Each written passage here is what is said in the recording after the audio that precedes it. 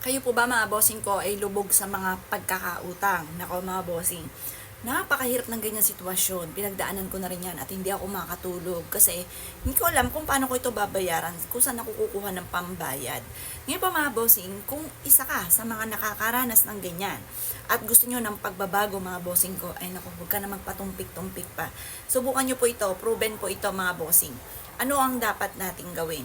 Unang-una, dahil usapin mga bossing ko ng pera, ang gagamitin nating kandila ay kulay green. Kung hindi green, dilaw or kaya ay red. Yun po yung mga gagamitin nating kulay pagdating sa usapin ng pera. Pero syempre mga bossing ko, lagi niyo po tatandaan, ang ating mga pampaswerte ay isang kap lamang para tayo maging matagumpay. Numero 1, sipag at tiyaga. Kung ikaw po ang problema ay pera, lubog sa pagkakautang, lagi na lamang pong kapos sa lahat ng bagay, mga bossing, ni makain po'y wala. Pinagdaanan ko rin po yan mga bossing ko. Ay subukan nyo po itong gawin. Tapos, lalo mong sisipagan kasi once na ikaw po'y batugan, huwag kang magtaka na ikaw ay walang pera. Pero ikaw ay masipag, ikaw po'y ginagawa nyo na lahat mga bossing para kayo maging matagumpay.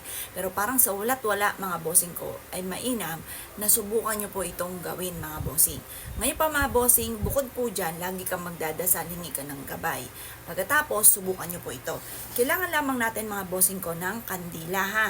Pagkatapos, kailangan din natin mga bossing ko ng dahon ng laurel. Ito, mainam ang dahon ng laurel. Paikutin mo sa cinnamon powder. Pero kung wala ka cinnamon powder, kasi syempre ang mga bossing, ang gusto lagi po niyan, yung dyan lamang makukuha. Pwedeng ipaikot nyo rin po ito mga bossing ko sa asin. Halimbawa, ito. Ito yung asin mga bossing. Ikot nyo lang ganito yung sa yung dahon ng laurel dito sa ating asin. Yan, habang iniikot nyo po siya, nagwi-wish po kayo na sa pamamagitan ng aking sipag at tiyaga, double time sa pagkayod, makakamit ko lahat ang aking mga pinapangarap. Ganon ang mga pagwi-wish. Pagkatapos siya pong mag-wish, ipaikot dito. Basta kung wala kang cinnamon, mas maganda kung may cinnamon ka. Maganda nga din po mga bossing ko, yung cinnamon sinusunog po ninyo, lalo na kung kailangan nyo ng emergency money. Ang cinnamon sunugin po ninyo mga bossing. Pwedeng stick, pwedeng powder. Tapos po mga bossing ko, wala ka namang ganon pero marami kang mabibilan yan sa online, marami din yan sa supermarket. Magsunog po kayo niyan. Bumili kayo, mura lang po yan. At pagkatapos, ito yung ating dahon ng laurel. Ang gagawin po ninyo, sunugin nyo na ito. Habang kayo ay nagwi-wish. Halimbawa, ganito. Yan.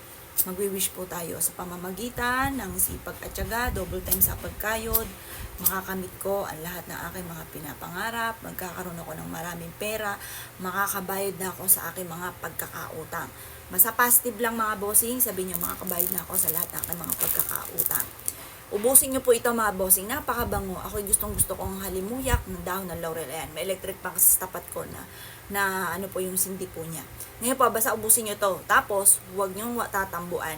Pwedeng paulit-ulitin mo yung pag-wish kung marami kang wish, pero ang isa, enough na po yan. Tapos yung mismong pulbos nito, yung mismong abo, hayaan yung pawirin ng hangin. Kasi panawagan po yon para mabilis matupad ang inyo po mga pinapangarap. Ngayon pa mga bossing, kapag gumawa ka ng ganito, lalo yung sisipagan, tsaga-tsaga lang, walang isang click ay may pera ka na, ganun talaga. Pero iaadya ka ng ating mga pampaswerte kung saan lagi kayo suswertein. At syempre, numero 1, huwag kang makakalimot magdasal. Ugaliin ang pagsasabi ng mga magagandang salitain. Kalimutan yung daing-daing mga bossing. Kaya kung kayo pinaniwala at nais po itong gawin mga bossing, asya mga bossing ko, good luck po sa inyo po lahat.